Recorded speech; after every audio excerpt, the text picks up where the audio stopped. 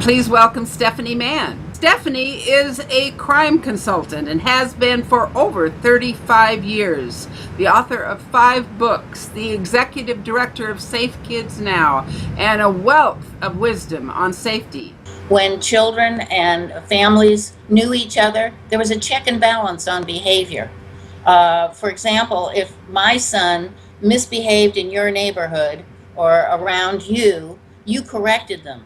But now people are afraid to correct each other's children.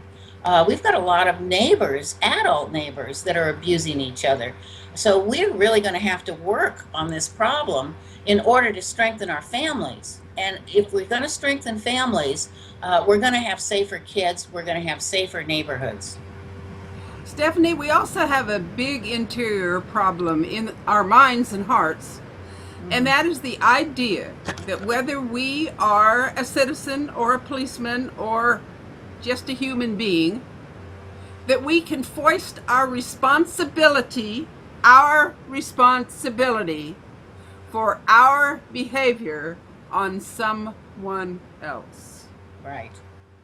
And going along with that, what you just said, Rebecca, you see a blame of the police.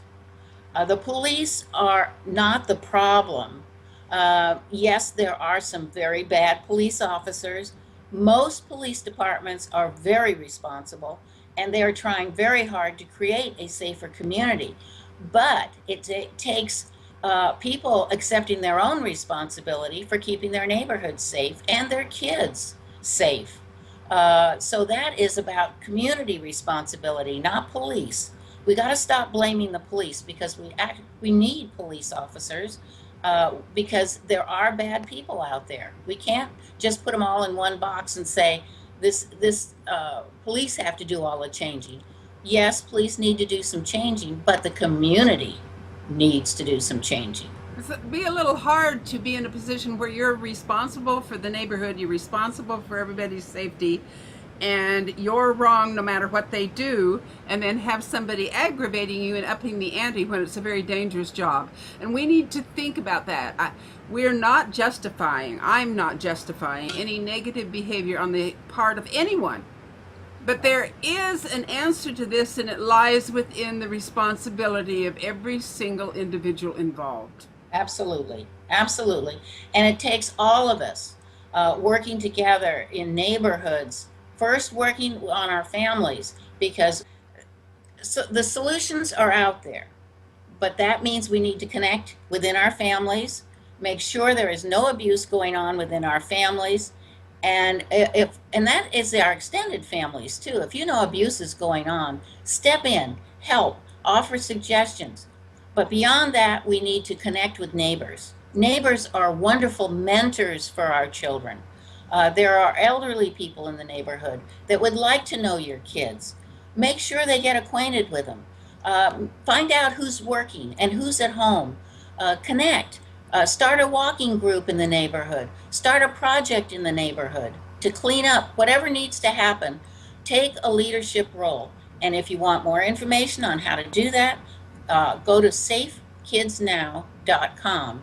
We have all kinds of information for you. And you can make that community much safer. You can be a community leader.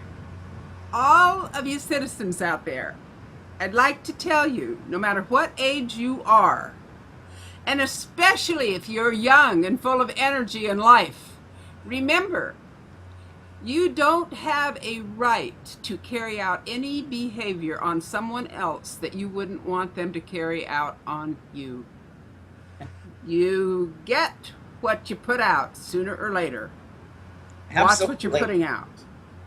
Yeah, and if you reach out to neighbors, you're going to find your life much more fulfilling because people are social beings. They need to connect with each other. We do not need social isolation. That is a killer for children. It absolutely does not work for our children. So we need to get connected and help each other to keep our communities safe. So anyway, I wanted to share that with you and your listeners because it's time for our citizens to take more responsibility for their own community safety. And that will happen if they know what to do and how to do it. And that's what we've provided at safekidsnow.com.